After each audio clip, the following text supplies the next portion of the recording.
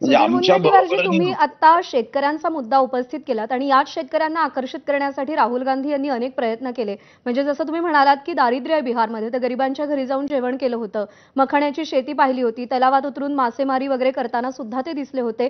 पण या सगळ्याचा सुद्धा काहीही परिणाम दिसला नाही. काँग्रेसची तर खूप मोठी पिछेहाट बिहारमध्ये झाली. काय कारण यामागचं तुम्हाला वाटतं?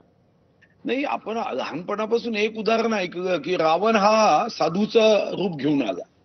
आता आपल्याला एखादा नेता आपल्याकडे येतो तर त्याचा अंतरंग काय हे बघितलं जातं.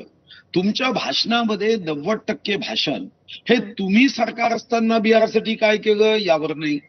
तुम्ही सरकारमध्ये असताना 1990 ते 2005 पर्यंत तुम्ही काय विकास बिहारमध्ये केला यावर तुमचं भाषण नाही.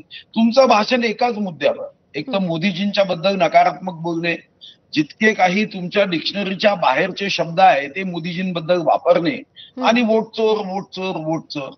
आता वोट चोरी आहे की यांच्या मेंदूची चोरी आहे हा तर एक रिसर्चचा विषय आहे.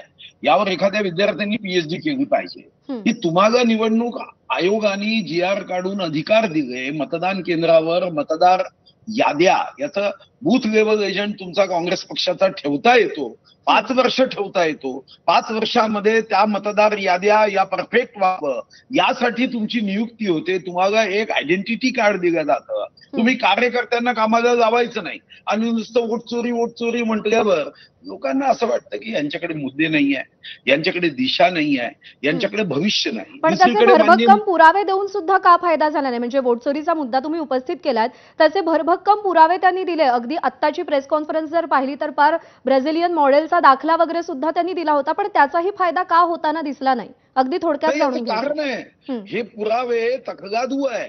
हं, ह्या पुराव्याचा काहीही संबंध नाही. जर पुरावे तुमचे तकलादू नसते तर तुम्ही कोणीही कोर्टात गेलं असतं. का हं, कोर्टात जायची हिंमत नाही? कारण कोर्टामध्ये संविधानाच्या सेक्शनच्या चाबकानी आपल्या पाठीवर फटके बसू शकतील ही हं, भीती आहे. हं. हे पुरावे फक्त पत्रकार बंधूंना दाखवायचे आणि काहीतरी सनसनाटी निर्माण करायची, मुनगंटीवारजी, हंगामा हाच उभं मुद्दा घेऊन मी करायचं. भाई जगताप यांच्याकडे जाते. काँग्रेसचे नेते आहेत, आपल्यासोबत आहेत. आपण त्यांच्याशी सुद्धा चर्चा करूया. कारण का पराभवाला कारणं द्यावी लागतात, विजयाला जल्लोष करायचा असतो. भाई जगतापजी, हरियाणा झालं, दिल्ली झालं, महाराष्ट्र झालं, आता बिहार. ज्यावेळी निकाल येतात त्यावेळी प्रत्येक वेळी काँग्रेसच्या नेत्यांची ही प्रतिक्रिया येते की आमची